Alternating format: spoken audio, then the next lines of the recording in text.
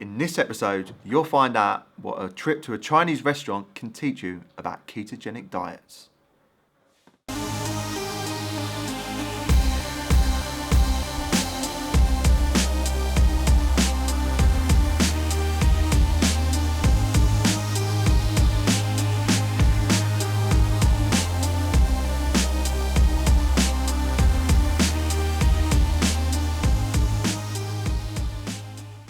Welcome to episode 14 of Ask the LJs. Lawrence is still not here because we're batch recording.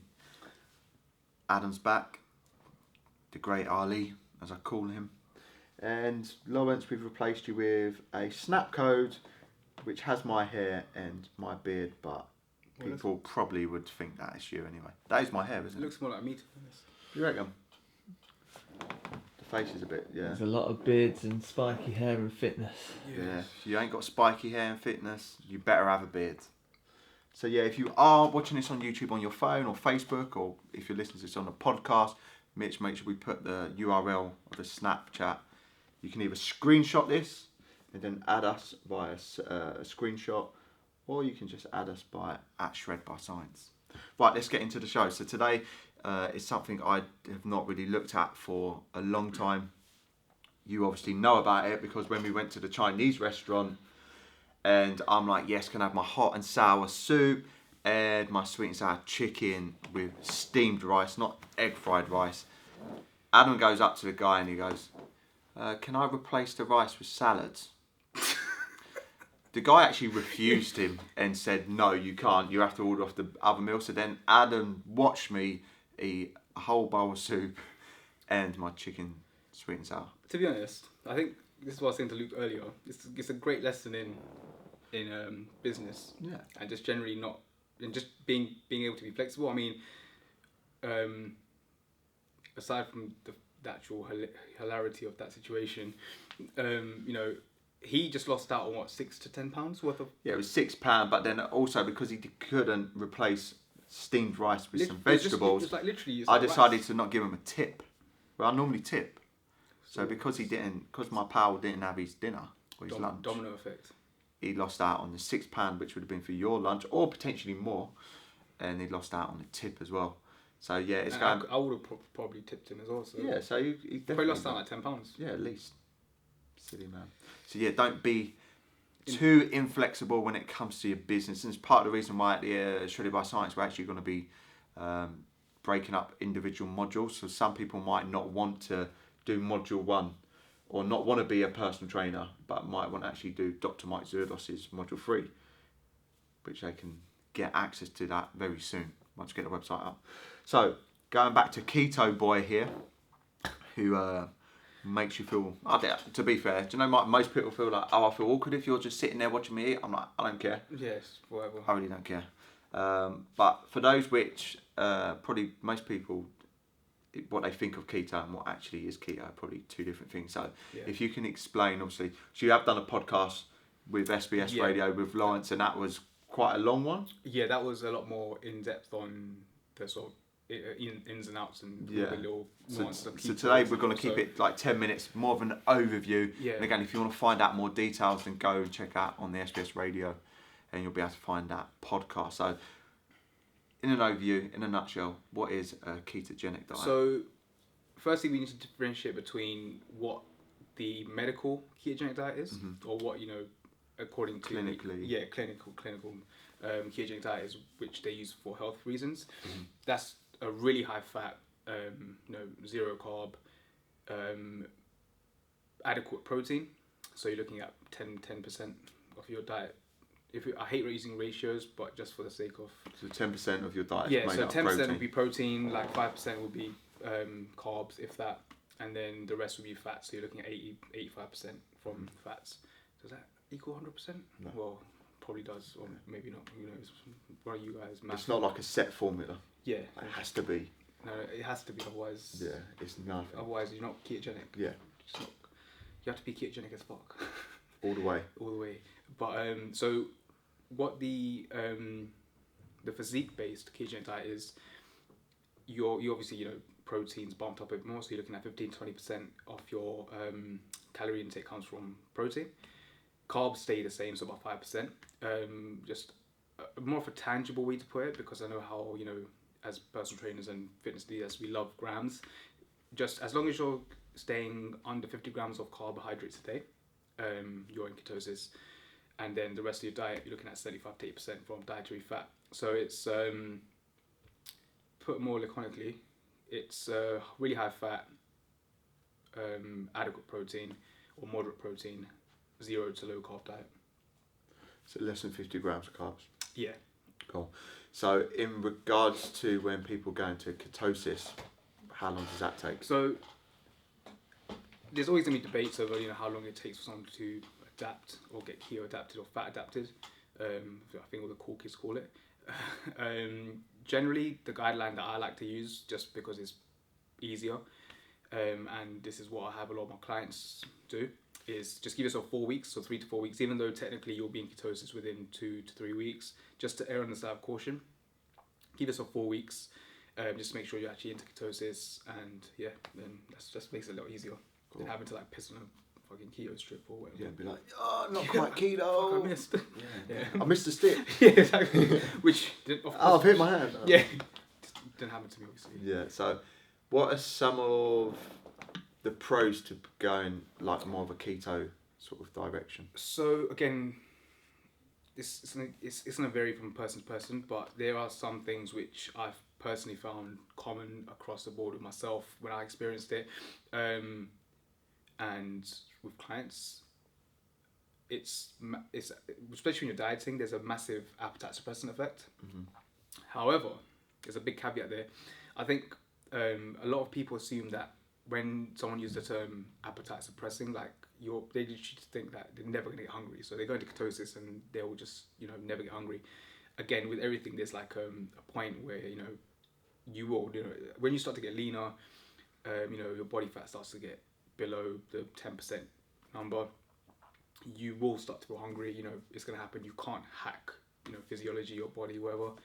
Mm-hmm. So while the appetite suppressive effects are a lot more sort of apparent compared to, say, a higher carb diet, mm-hmm. There is a point of diminishing returns. So you can't just like eat, you know, 500 calories a day and expect to not get hungry. You will eventually get hungry. But again, it's one of those things where it's like a chicken or the egg. Mm-hmm. You know, is it so much the actual diet itself, or is it the fact that you're eating more, you know, proteins we know is extremely satiating. Mm-hmm. You're eating a lot more vegetables because that's, you know, fibers. So you can have. Yeah, exactly. You're limited to your food choices. I mean, you know, because the foods you're eating are so filling. Yeah. You know, fiber-rich foods. The volume dense. Yeah. And So low calorie dense. exactly. So, you know, whereas if you're maybe on a carb diet, if you're having potatoes, you know, even a potato which is probably one of the more satiating mm-hmm. carbohydrates, compared to, say, having a big bowl of salad, it's you know, it's big bowl of salad is going to keep you fuller for longer. Mm-hmm. So again, you know, there's a lot of things that people will try and skew just to try to sell you something. Mm-hmm. So you just have to be very aware of some of these like nuances and stuff. But so, apart from like appetite suppressant, what is the research say in regards to the pros and some of the cons as well? Yeah, I mean, the research is, it's not anything like, you know, there's not any metabolic advantage or these other claims that are made. You know, it's not a magic. I mean, it's still going to be dictated by calorie intake. Mm-hmm. You know, you're not going to hack the calorie equation because you're on a ketogenic diet. It just, the bottom line is, some people just prefer, like myself, I prefer a higher fat diet. Mm-hmm. I prefer, you know, eating steak and vegetables instead of having cereal. Mm-hmm. You know, I'll probably offended so many flexible dieters. Exactly. He might have been shredded by science, but he's not part of the team. Don't worry. He's his own man. He's shredded by keto now. Yeah. But yeah, I mean, you know, calories still, it just, these other factors that come into it, like adherence. Some people just find that they can adhere better to a higher fat diet, and it comes down to choosing what works for you. And yeah. So basically, like everything in fitness this is what the research says. But at the end of the day, it's always personal preference. Yeah, you're going to have to experiment and try it out. Just in case, you know, people think I'm like sponsored by Bulletproof Coffee or something, like shilling for Gary Taubes. I actually come from a background where I was very high carb and low fat, you know, traditional bodybuilding diet. And I've put up a post recently on the Facebook page where I actually dieted down last year using keto to the same level of leanness I did in 2013. And the post was basically saying, look, I dieted down using both methods. They both worked. They both worked, you know. I personally preferred exactly. this one, hence why I'm deciding to use ketogenic and I think diet also at the moment. there is some, you know, the whole thing of like, you know, I think a lot of trainers are very quick to dismiss something, whereas the more tools you have in your proverbial arsenal, or toolkit, whatever you call it, the better trainer you're going to be, because, you know, I find there's some clients that will message me through the podcast they listen to, or the fact that they've seen, you know, like I'm on keto, and they'll say, yo man, I'm really, you know, I follow a ketogenic diet, I want someone to coach me, can you coach me? So you know, you because you're educating yourself, and obviously if you're following the guys who are Shredded by Science, then I'm going to go ahead and assume that you're into your furthering education, so you know, you owe it to yourself as a trainer to keep expanding your learning, but also experimenting with it and increasing your toolkit, right? So that you're able to best serve your clients. But even like, Adam's not like keto, because when I spoke to you before, and probably like 70% of your clients are probably on like a non-keto diet. Yeah, I mean, the majority of my clients are on a higher carb, moderate fat diet. And that's the thing with fitness professionals, it's like either or, black or white, marry one approach, and it's like intermittent fasting is the best, or keto's the best, or this is the best. It's like, no, it's just try them and see what's the best for you and you and just, me. You know, for the record, I'm not like, you know, an angel or anything. I was exactly like that just a year and a half ago. Yeah, most people was. But what I did was I allowed myself to be open-minded enough to be like, okay, well, let's give this a go, see what happens. And even before I experimented with the keto, the whole point of the ketogenic experiment, doing the diet, was to see what happens. You know, I was just curious, and I wanted to see. It was kind of just like trying to, you know, disconfirm my own biases. Yeah, well, you looked at it as like your own personal research study for your experience to gather your own thoughts on it. Right, we're gonna cut it there before Adam just decides to start just pouring water over him and getting our sofa wet. So yeah, hope you enjoyed those last two episodes. Adam, thanks for coming on the show. And if you've got a question or a statement today, what do you want to find out from our Shredded by Science fans? Is there anything you want to know? I think the biggest thing is, you know, what's everyone struggling with? Like, I think if people sort of are a bit more open, especially trainers, as to what they're struggling with, then people like yourself, you know, Shredded by Science, can create stuff which will help trainers become better. Yeah. Without the content, you know,